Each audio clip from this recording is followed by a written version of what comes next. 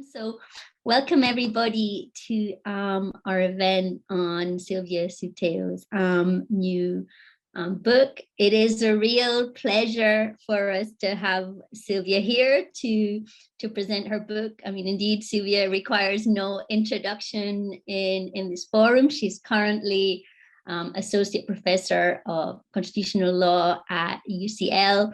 But before this, she was here at Edinburgh, and this book stems from her work here, her PhD at Edinburgh. And not only was she a PhD student here, but she was one of the founders of this center's discussion group, and the discussion group that is hosting her here today. So it's a real pleasure to have her with us. It's also a pleasure to have our two discussants who are going to comment on our book. Professor Christine Bell, who's Professor of Constitutional Law here at Edinburgh Law School, and then Dr. Berihun Gebeye, who is a postdoctoral research fellow in public law at the Max Planck Institute for Comparative Public Law in Heidelberg. So thanks very much to Silvia for coming to speak to us today about her new book, and also thanks very much to both of our discussants. So first I'll give the floor to Silvia, who's going to give a brief introduction to the book and the main themes, and then we can give the floor to our discussants to make some comments. And then I think we'll give Silvia a chance to reply to some of the comments, and then open up to discussion to all participants. So thanks very much again, all of you who have come for joining us in the discussion today. And yeah, without further ado, I'll give the floor to Silvia. Thank you very much, Elisenda, for the very kind introduction. And thank you to you and the Center for organizing. It's great to be back where it all began, as you said, as a PhD project under the supervision of Stephen Tierney and Neil Walker. And thank you also from the onset to Christine and Berihun for taking the time to engage with the work. That's always a highlight of academic exchanges. So what I thought I would do is just give, say a few words by way of introduction and background to the project, and then highlight some key findings in the book and what I think make it stand out in this area, and then also conclude with some words on why I think the topic matters today and how it does so.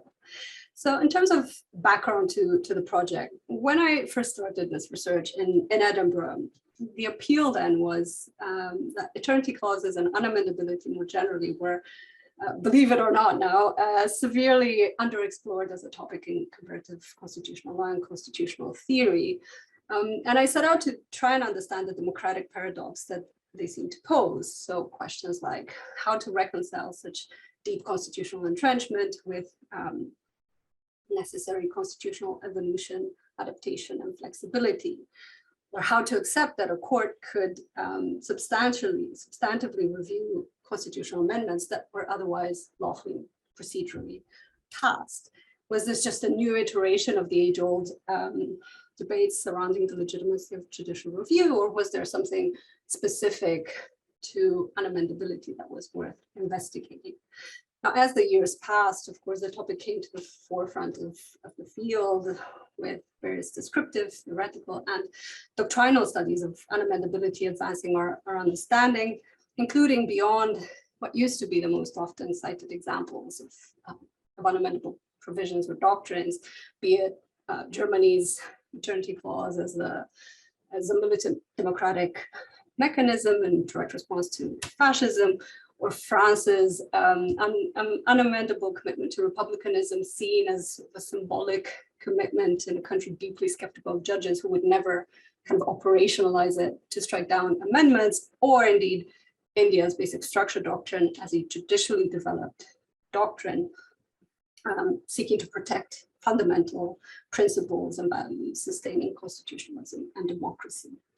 And what I think has happened in at the same time as this explosion of interest has been that we now have sort of widespread understandings of unamendability that have emerged, and that generally tend to also be defenses of unamendability and its usefulness in various contexts, and whether in the key of militant democracy, where unamendability would be one of the tools that democracies can rely on to defend against their enemies, or in a perhaps more restrained sense as defending a minimum core, or again, basic structure of constitutional democracy, without which we could not speak of either democracy or constitutionalism.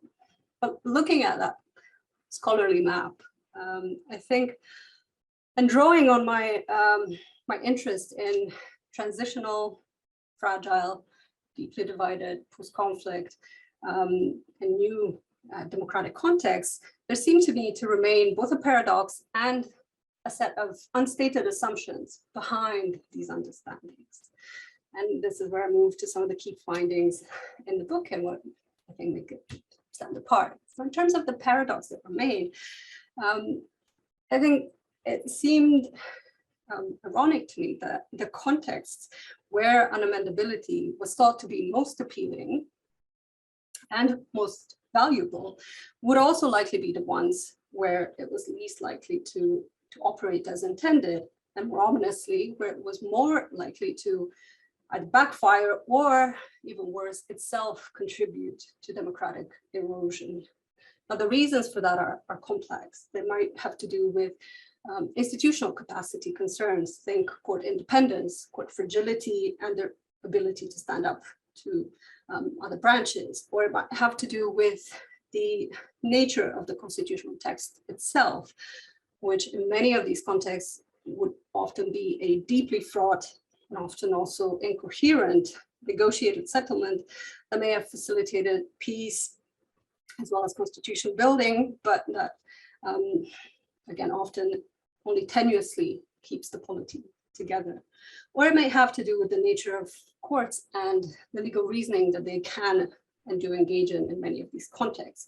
So what I found, for example, is that often we're dealing with more formalistic and deferential courts rather than the reason-giving, assertive, sophisticated type of institutions that defenders of unamendability doctrines seem to presume would be there. And in terms of assumptions that underpin defenses and the promotion of unamendability as a constitutional tool, there are several that I discuss in the book and seek to unpack in a contextual manner. One is the assumption that unamendability will always enshrine sort of lofty liberal constitutional ideals, from fundamental rights to principles of the rule of law, etc. Whereas I found that unamendability may and often does actually insulate exclusionary and majoritarian values and principles.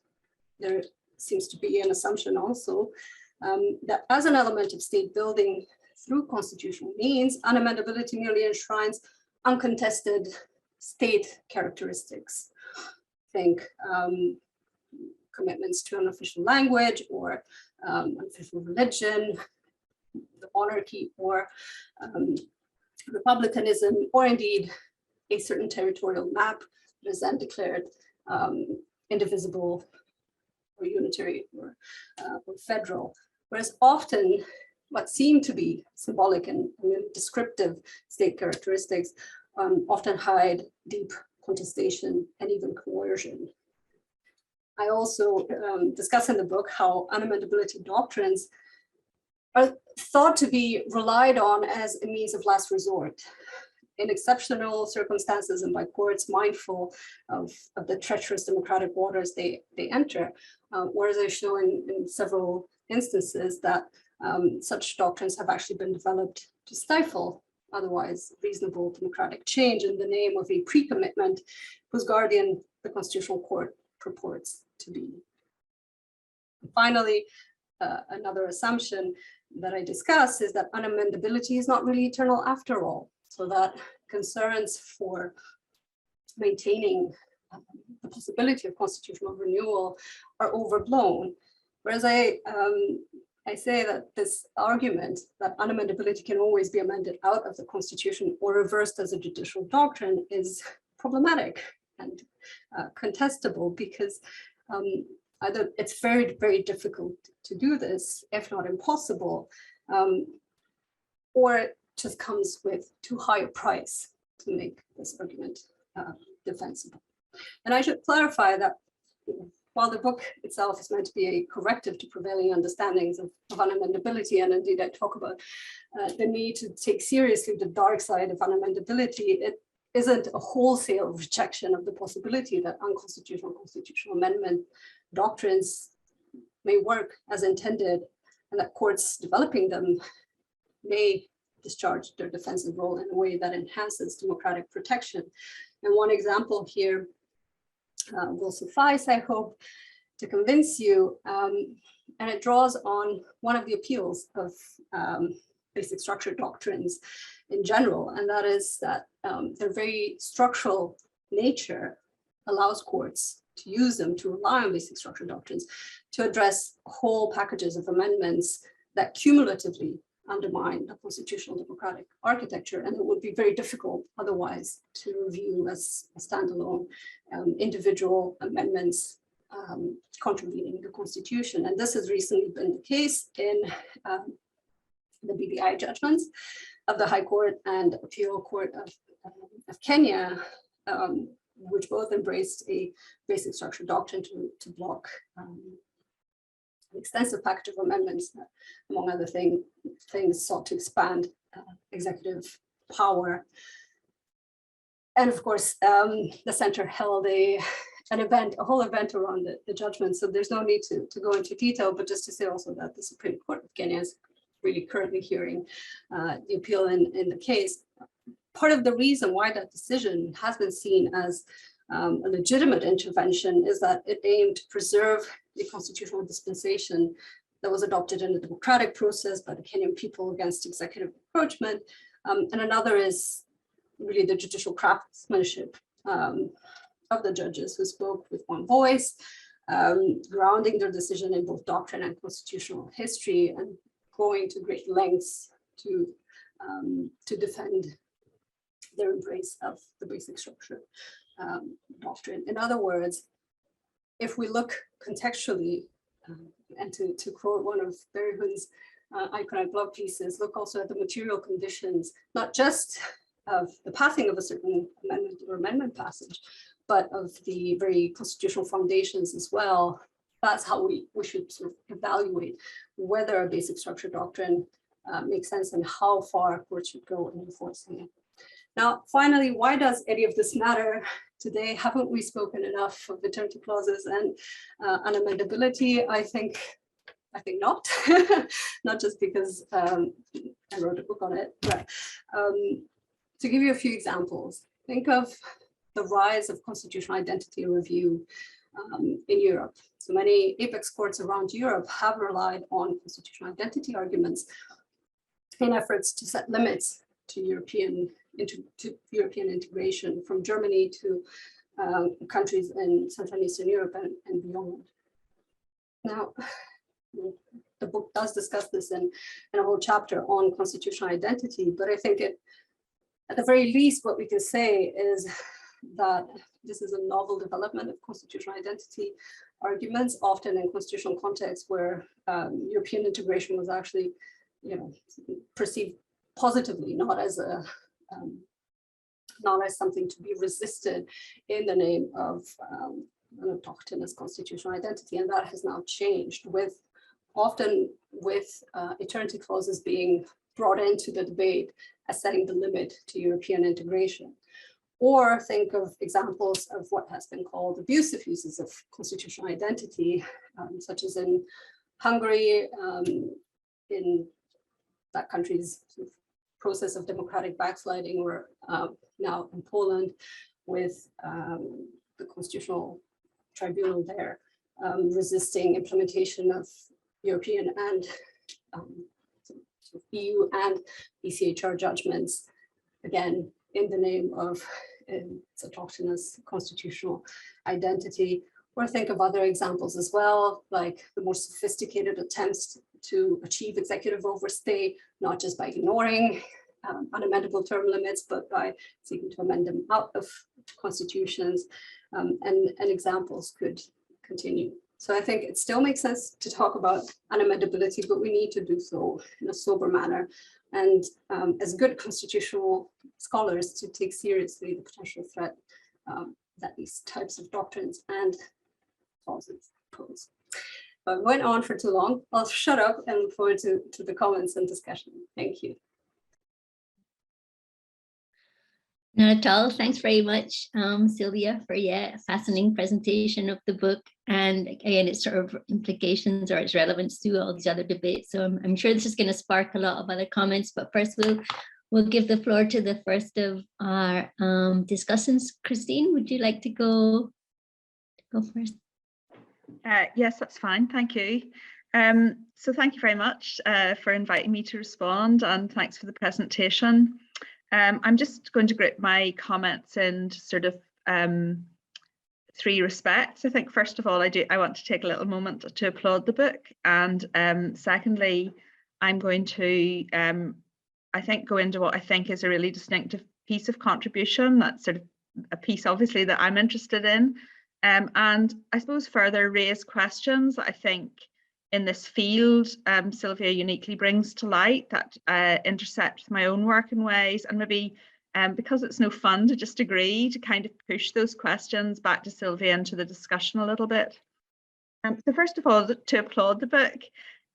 First of all, obviously Silvia's come from Edinburgh with the PhD, but I think when you're asked to respond to these things, I wasn't a supervisor, and although I've known Silvia's work well, really in preparation for this was the first time I really looked at the finished version of the book in detail.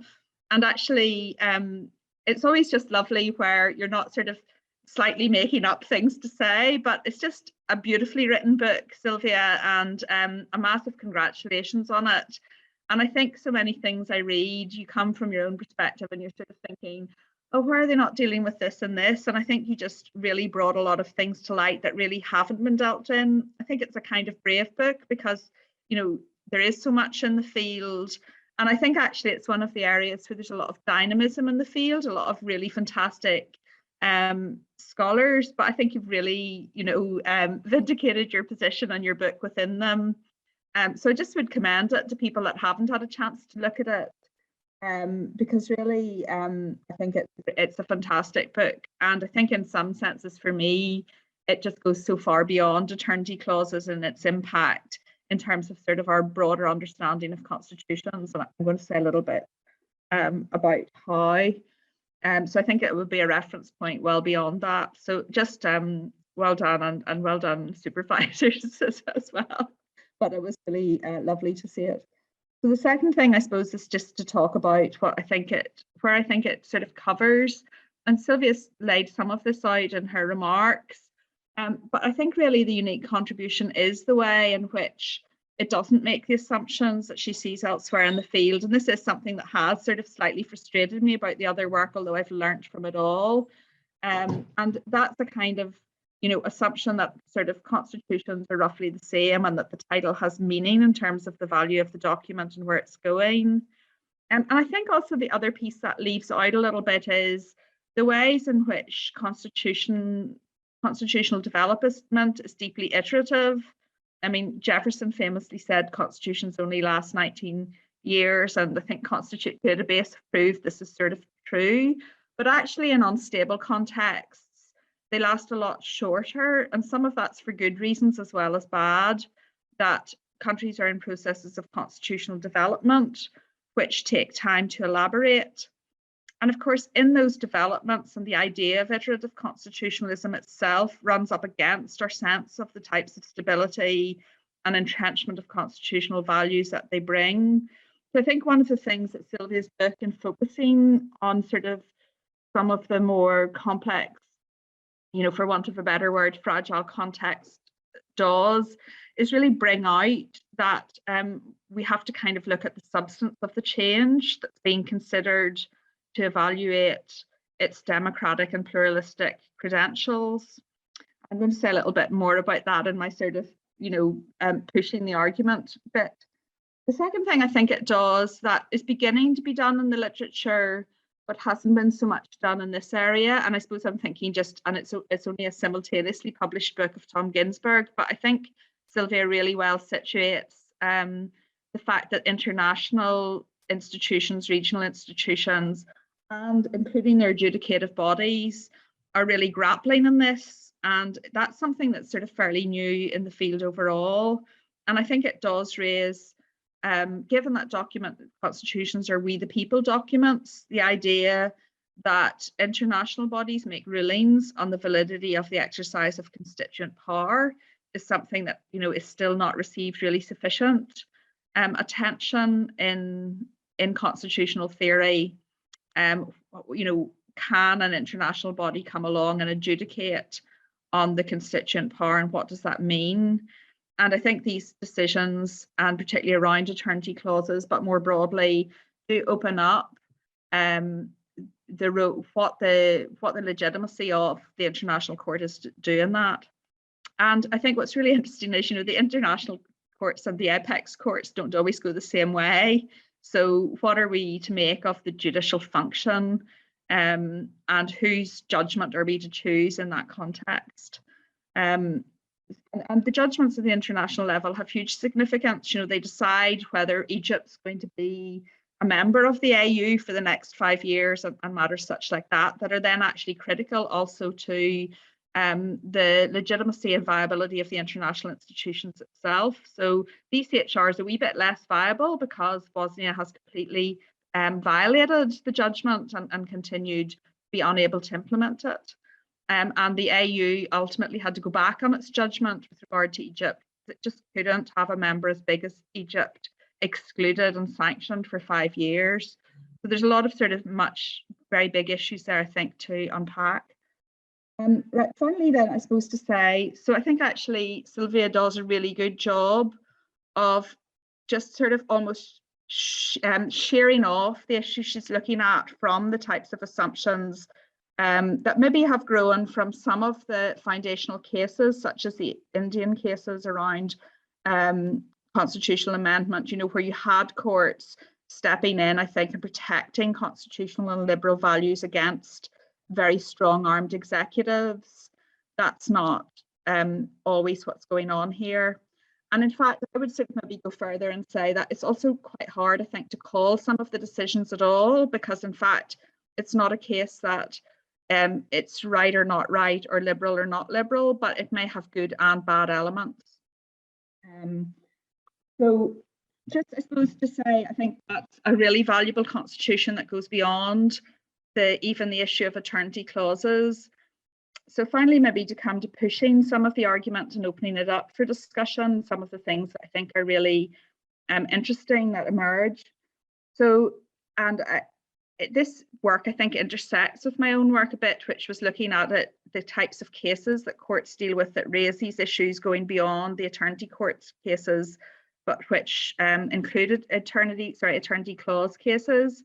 And I think one of the things that I've struggled with, and I really like that Silvia's book brought this out, but I feel there's so much more thinking we all collectively need to do around this in the future. And one of it is, like, can we actually, I suppose sort of part of my thesis would be that, can we actually evaluate what the courts do in any sort of legal sense without kind of substantive appraisal and judgment on what the political context is, right? On what politically the change is deciding to achieve. And that's a bit challenging for legal researchers, right? Because we like to feel we can say something about that and that we're not behind the scenes making purely political judgments or expecting court or seeing it in that way. And what I mean about this is that I see two moves being made. Once you take away the assumption that eternity clauses are either good or bad, there's one of is the move in terms of liberal democracy, and the other is the move that we could say is part of liberal democracy, but I think it's a bit more complicated than that, to pluralism and constitutional ownership, right? In a deeply divided society, does one side own the constitution or not? And I think it's very hard to evaluate these types of judgments without having made a fundamental decision. Is this moving in a democratic direction or not? Is it moving in it may be appearing to move in a democratic direction, but simultaneously moving in an anti-pluralist, anti-inclusive direction. And that's what I mean by these cases, and these judgments can be both good and bad, because it may be appearing to be pro-liberal democracy, but actually deeply exclusive in certain group inclusion dimensions that are critically important to whether the state has some sort of common ownership or is in partisan ownership. And ultimately I sort of feel like it's really difficult for courts to do this. They're damned if they do and damned if they don't, because these ultimately are political decisions and we can't really dress them up very well as legal. So I suppose I kind of wonder, what do we make of that as constitutional lawyers? I'm sure the next speaker will talk about the BBI judgment, but you know, I see it from the constitutional perspective, and I understand the fine texture of the judgment. But from a peace process perspective, I also see this deeply incremental process in which the BBI report was a part of, trying to sort of fashion the elite pact bit of the Constitution, where it has broken down and been absent. And I'm not sort of criticising the judgment for going away, but there's some value to reaching that type of elite pact, particularly if it has capacity to prevent further destabilisation in the post-electoral context. And, you know, so I kind of, again, saying, well, how are we then to reconcile something, and that was accepted by a lot of the state legislatures in a referendum as being kind of against the violations. So I just sort of wondering how you deal with that. I think ultimately those are the issues for the international courts as well. So I'm probably more in the McCrudden and O'Leary camp on the Sedic judgment, that in Bosnia, that it actually completely ignored the pluralism consequences in its pursuit of liberal democracy, and without understanding that for any democracy or equality to pertain in Bosnia, there needs to be group accommodation, and that actually without having a solution on group accommodation to propose, it's unfair to ask people to dismantle the group accommodation element. And it's not necessarily a pro-liberal democracy or pro-equality judgment to do that. So I think these are actually really difficult questions, but very interesting ones and very, very practical. So again, I would sort of commend the book also as being that lovely mix of something that is both really well researched in terms of content and judgments that are difficult to access in many cases, and also in terms of theory, but also with complete practical import. So very much enjoyed reading it and look forward to more work. Thank you.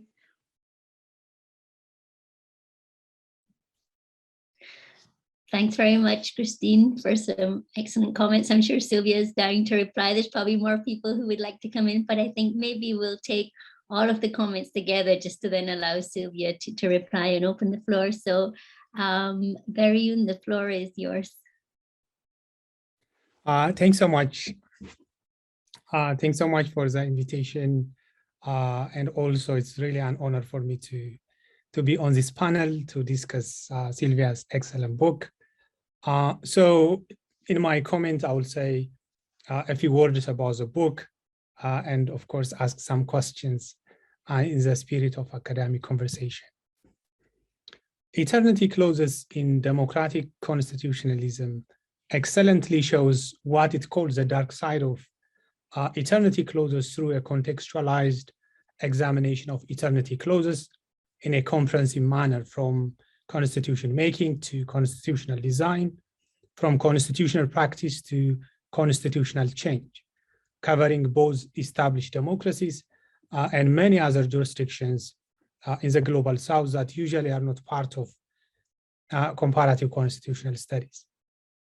The book uses eternity clauses as a tool of analysis to tell a broader story about contemporary constitutional design, constitutional practice, and constitutional scholarship.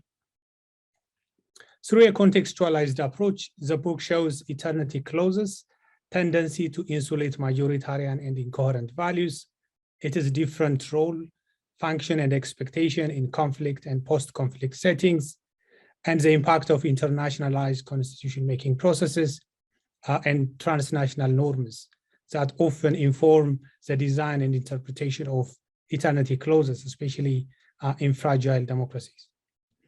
The book pierces the veil of uniformity that predominantly permeates the scholarship on eternity clauses, and some of it is variant such as implicit, unamendability, and the basic structure doctrine.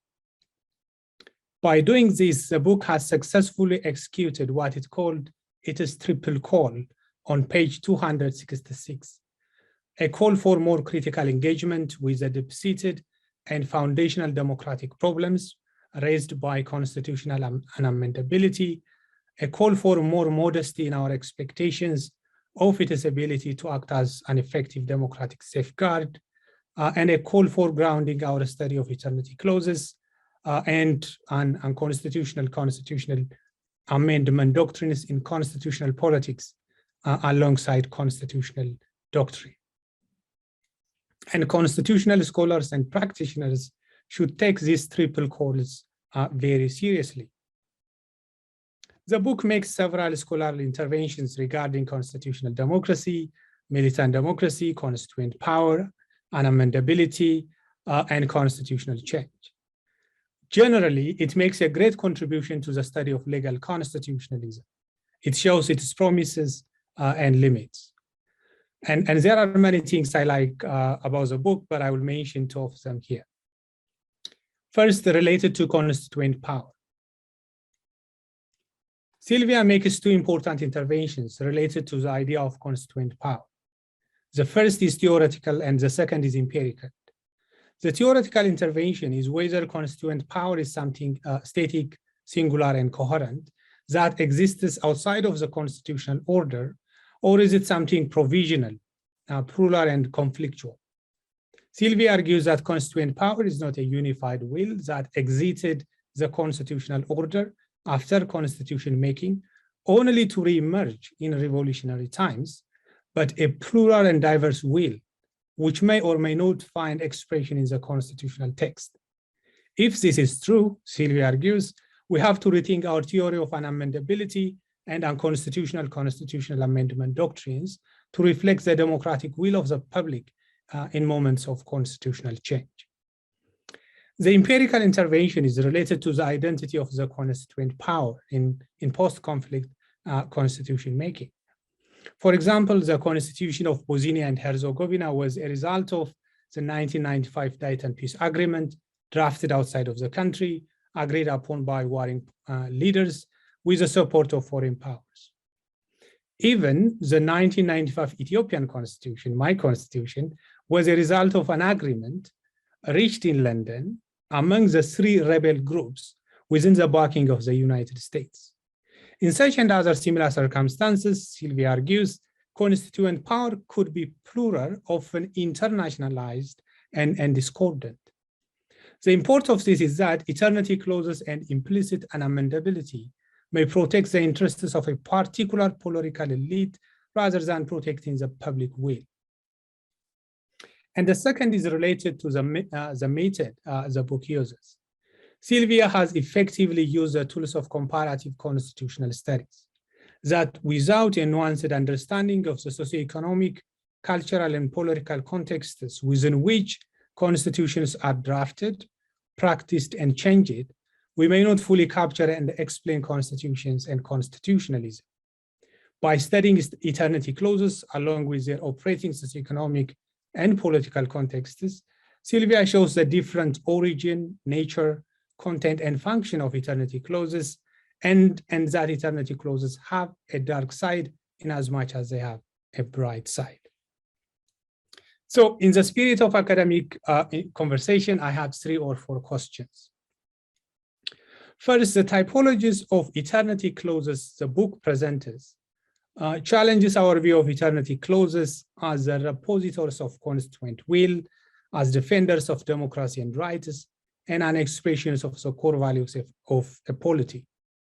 By their very design and judicial application, eternity clauses may be a repository of the will of the political elite, and they may not be democracy enhancing or rights protecting. And sometimes they could be also exclusionary. To this extent, we may have to take some of the corrective measures as the book suggests.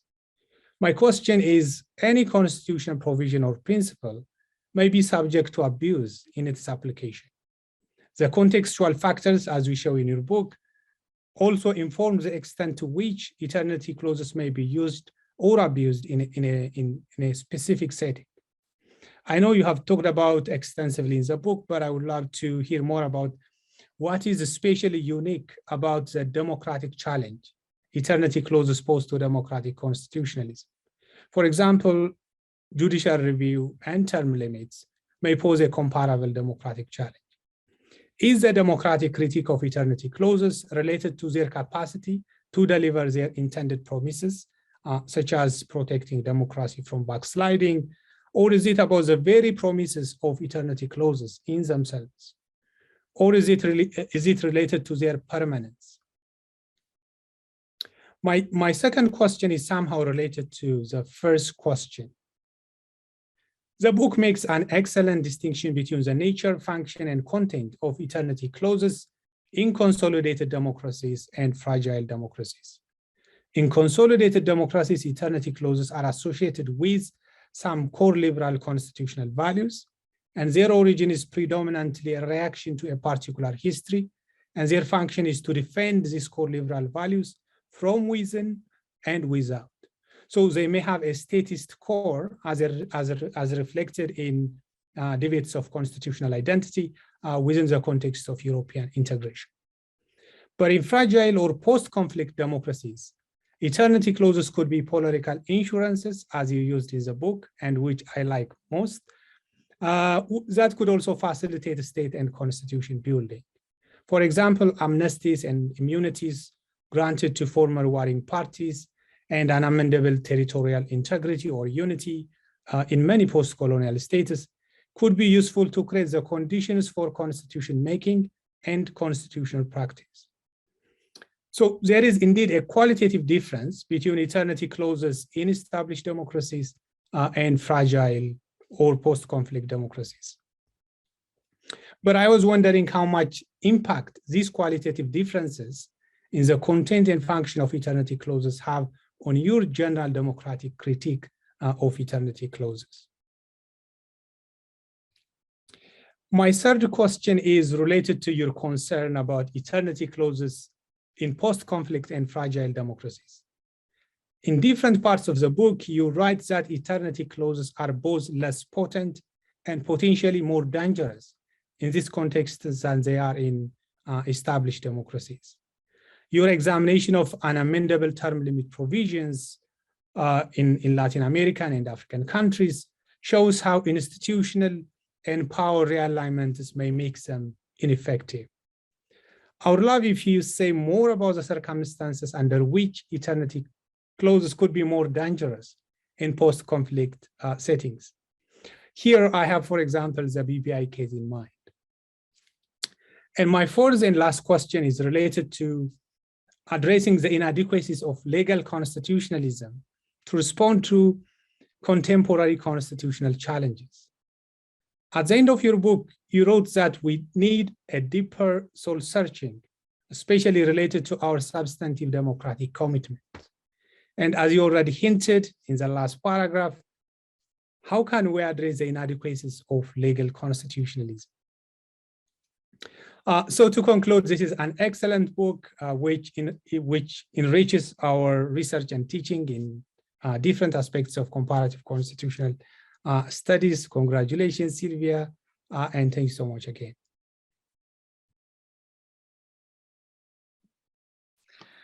Thanks very much, Berihun, again for another set of kind of excellent comments and questions. We can now give the floor to Silvia if she'd like to reply.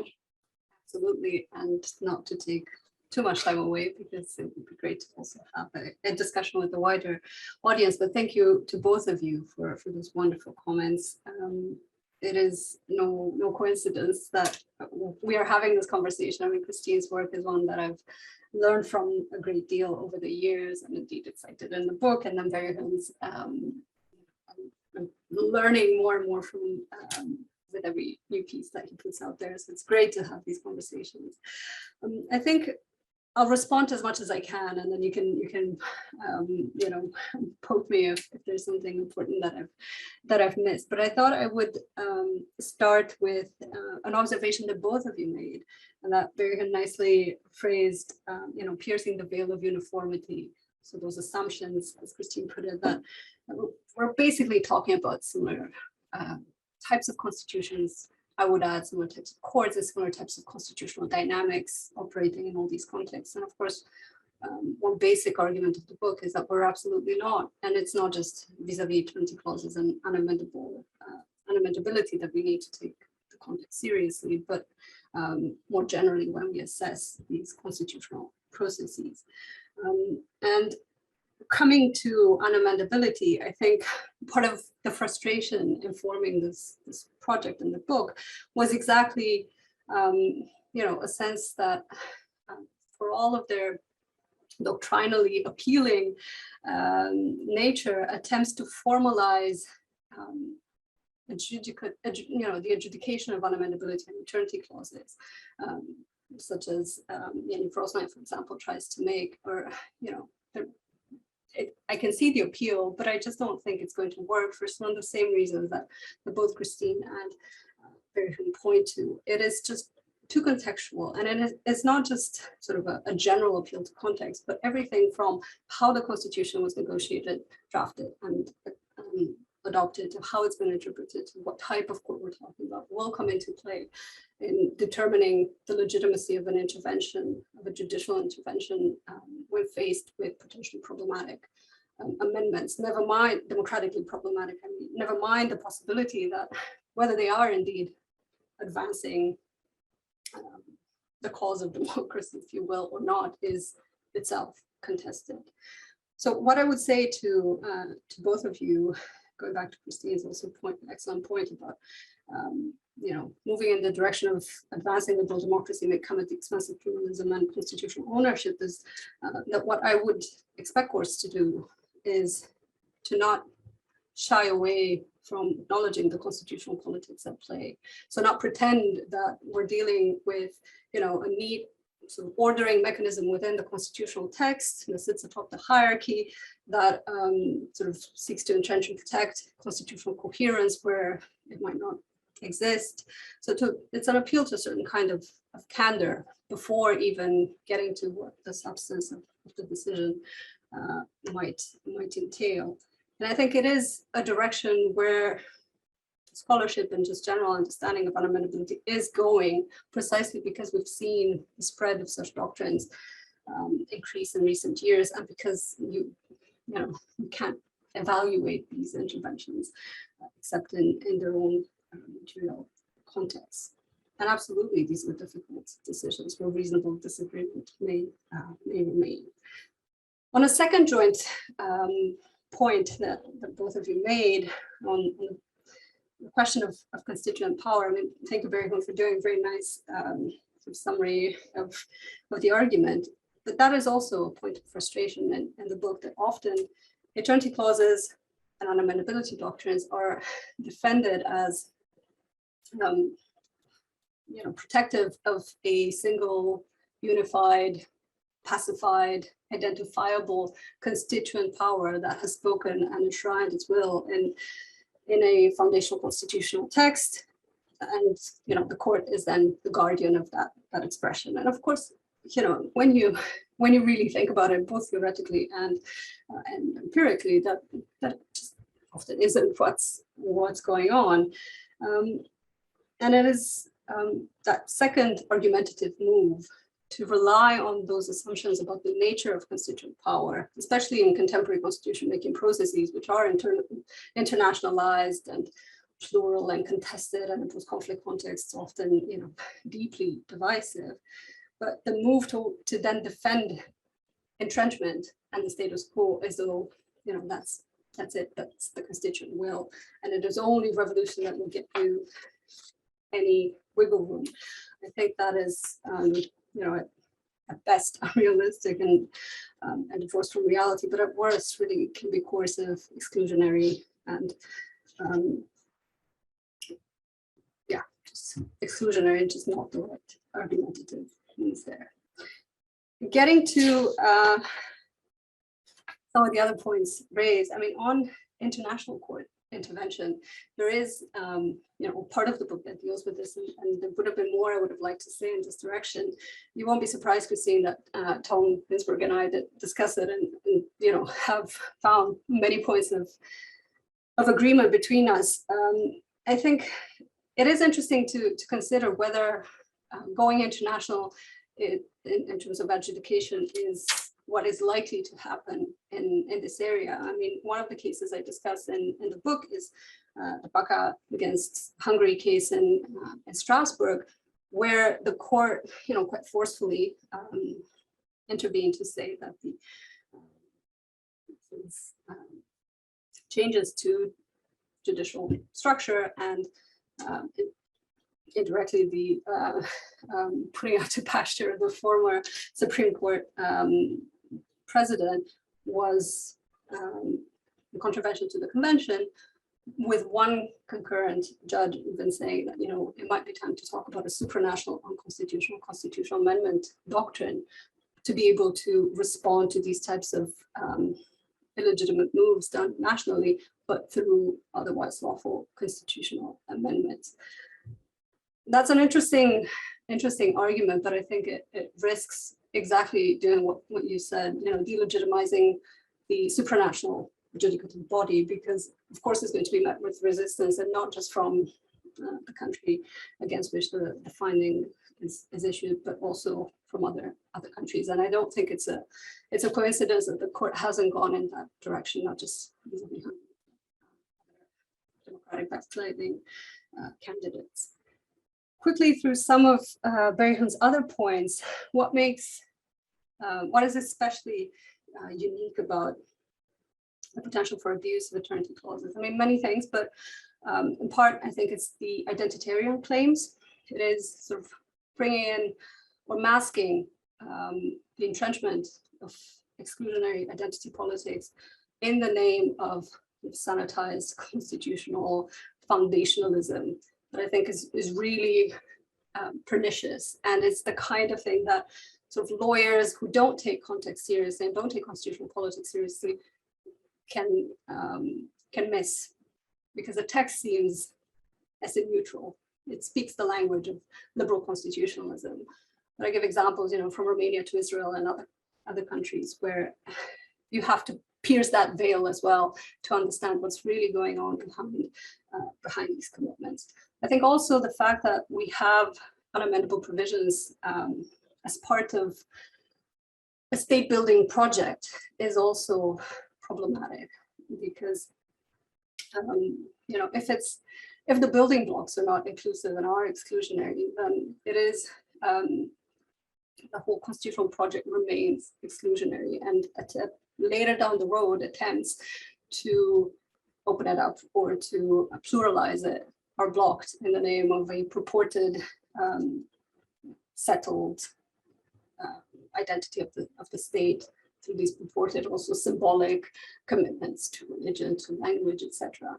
And I think for it's easy to forget now because there's been so much written on this, but for many years, these clauses were on the books, and people assume that a commitment to an official religion, a commitment to an official language wasn't really that dangerous, because it's just a statement of fact, it's demographics essentially. And then you look at what courts have actually done in these contexts, in many of them, and you see that they've been used to block otherwise reasonable attempts at minority accommodation, at administrative territorial reorganization, so not attempts at secession or dismantling the state, but what I would call reasonable attempts to renegotiate some of the internal boundaries and identity lines within the state, in the name of a status quo that was actually never inclusive of these minorities at all.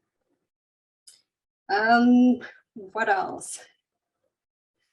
All right, there is a whole chapter in the book on post-conflict constitutions where I discuss unamendability in a sense, not as a normative project, but very much as a pragmatic insurance policy, right? That constitution makers adopt to give each other guarantees, immunities, amnesties, term limits, maybe even availability of constitutional review, as people like Ginsburg have argued in the past. So what does that mean for my democratic critique of unamendability? Well, in a way, it throws it out the window, but I accept that and I say, you know, this isn't what is usually looked at when we're thinking of doctrines of unconstitutional constitutional amendment. What we're dealing with here is a facilitative guarantee without which you wouldn't have a constitution, and possibly you wouldn't have a peace process either. And in those circumstances, you know, my critique takes a secondary role, because what you want is to have that facilitated agreement. And if it's unamendability or the promise of unamendability that gets you it, it may be a price worth paying. And I discuss it, for example, vis-a-vis Tunisia as well, where in part the eternity clause included in the text served that role to get the parties to agree on the final text and to get it over the finish line and get it adopted. I think I should probably stop. Also trying to eschew that last question by Berihun, you know, what do we do about legal constitutionalism, and how do I take my own call for taking seriously the challenges to it that the current constitutional landscape throws out. I think a general thing I can say at this stage, and I'll think about my answer a bit more during the Q&A, is to not shy away from the challenge, first of all, and to take the democratic problems seriously. It is a crisis of democratic constitutionalism, not just of constitutionalism, that we're facing, and trying to constantly prescribe the same tools and rely on the same legalistic tools when the critique is actually about something else entirely, and about the democratic preconditions and what underpins constitutional foundations in many of these contexts. To shy away from that is really just to leave the door open for further democratic backsliding and erosion. I'll stop, Elisenda. Thank you.